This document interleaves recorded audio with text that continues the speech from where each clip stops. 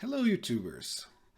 I'm going to show you some records that I found up in Luleå lately and the last purchases of 2015. Done another video with records from Luleå as well, but those have something in common, namely that they were a bit obscure, that I needed to actually check these artists out, listen to these records to be able to have something to say about them, and also because I needed to do some research because I didn't know anything about most of these. I'm now going to show you the rest of the records that I found there that I'm more familiar with. Right, and we're going to start from A. We have 3 early albums with Eric Anderson, the folk singer and songwriter. About Changes and Things. About Changes and Things, take 2. And actually these are more or less the same albums, but with some more, same songs, but with some more music instruments and some different arrangements. But it's like take 2, a bit different, but both are very good. And then we have more hits from the Tin Can Alley. These are from the late 60s on the Vanguard label, Stereo Issues. Very nice. I haven't been that lucky finding early Eric Anderson material before, but now I was a bit lucky. Right. Then I have 2 records with Elvin Bishop, the Elvin Bishop Band, Rock My Soul on Epic from 1972, and then Big Fun on the Alligator label from 1988, I think, yes. Great guitar player, great singer, great artist, and great fun. You really want to dance when you listen to this music. This was produced by Delaney Bramlett, by the way, and Elvin Bishop. And well, Elvin Bishop is also known for being in the first Paul Butterfield blues band, unless I'm mistaken. Right. Very nice one. Then we have this album, Out on My Own by Sheila Chandra. Sheila Chandra was quite big in a small way, in a minor way, back in the 80s, but I remember her music very much influenced by Indian music. She later became very active when it comes to drone music.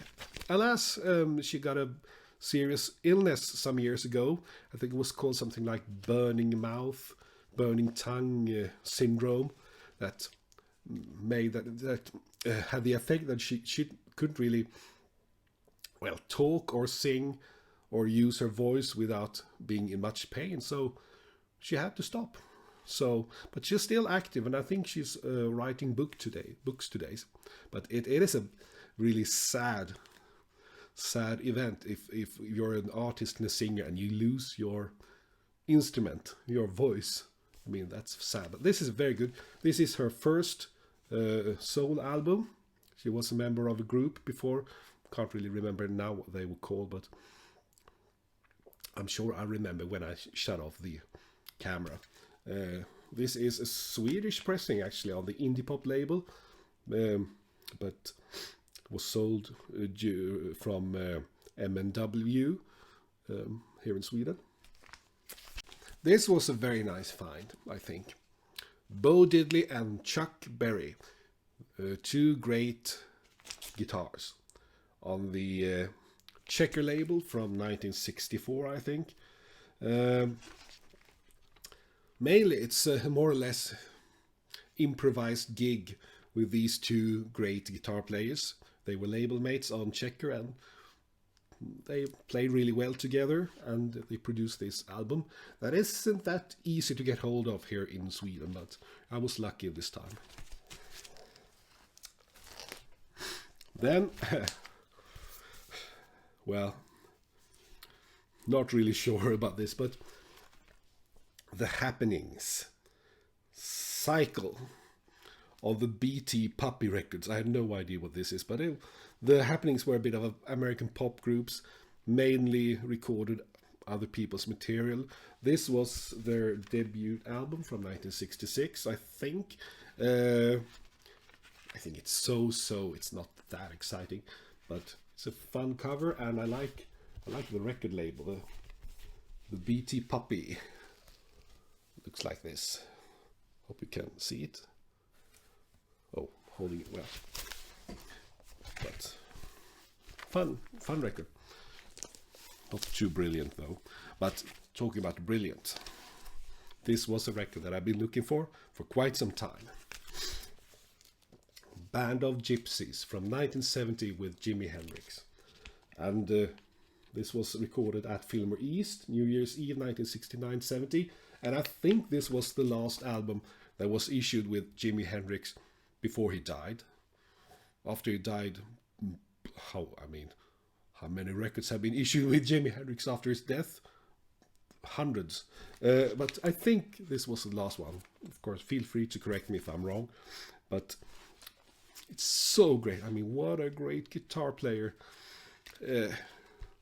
There's not much more to say that. Well, the fact that this is a West German pressing from the 70s, probably, but I'm not really sure, but it doesn't really matter. Great album, great pressing too. Okay, over to Teardrops Keep Falling on My Heart with Chuck Jackson. Look at that sleeve, amazing. It's on the VIP label. That was one of the Motown subsidiary labels.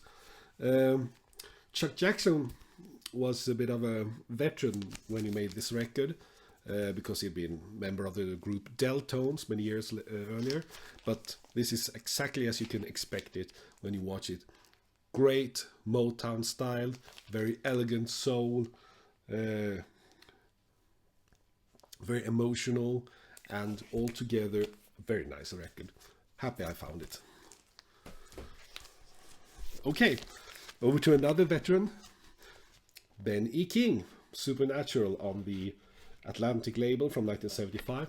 Of course, mostly famous for Stand By Me, but this is a bit more, even more soul dash, well, a bit disco. Well, I don't know really, but it's okay. I mean, it's not a masterpiece, but you don't find these albums that often, so it was nice. Now over to another great singer who's still alive but who's been forced to quit the career, namely Linda Ronstadt. I found two very nice albums with Linda Ronstadt. First of all, I found her solo debut, Hand Sewn, Homegrown. Before I had her second album that I thought was great but maybe a bit traditional. This is really great country rock. And it's very nice. It's a West German capital pressing, and well, we got songs by Bob Dylan, John D. Loudermilk. We got Silver Threads and Golden Needles, and well, altogether some great tracks. It wasn't that big of a success though. And Linda Ronstadt's early soul albums weren't that incredibly successful when it comes to sales, even though I think the material on these early ones are a bit more interesting than the later Aristo material. But when she had her big breakthrough in the 1970s, in the mid-1970s, this was issued. And this is a reissue of her first album with the group The Stone Ponies, the group that Linda Ronstadt was a member of in the early days, even though I think the record company Capitol really wanted her to be a soul artist even back then, but she wasn't really ready for it. So this has been reissued with a new name, The Stone Ponies, featuring Linda Ronstadt, because of course now Linda Ronstadt was the big star. It's a bit in the style of Peter, Paul and Mary, and it's very pleasant, although, and it's obvious even back here that Linda Ronstadt was the great star of the group, even if the others might object, but she really impresses with her voice even as early as this, and glad I got a hold of it. Okay,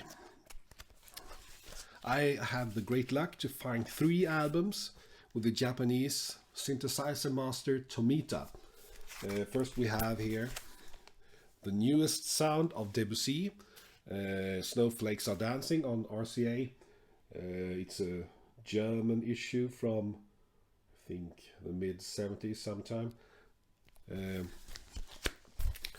we have Firebird. This is an American pressing on RCA from 1976.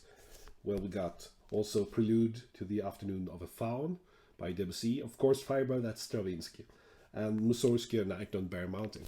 And those of us who like what Walter Carlos did, and we can really enjoy the fact that Tomita developed the style and made it even more personal, using the Moog synthesizer more as a real music instrument rather than a novelty item, as may have been the case in the early days.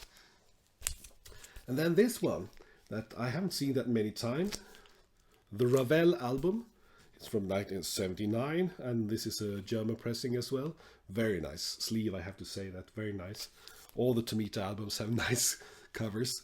And this is music by Ravel, Daphne and Chloe, and also Bolero, and Ma Mère Loire. My French is horrible. Right.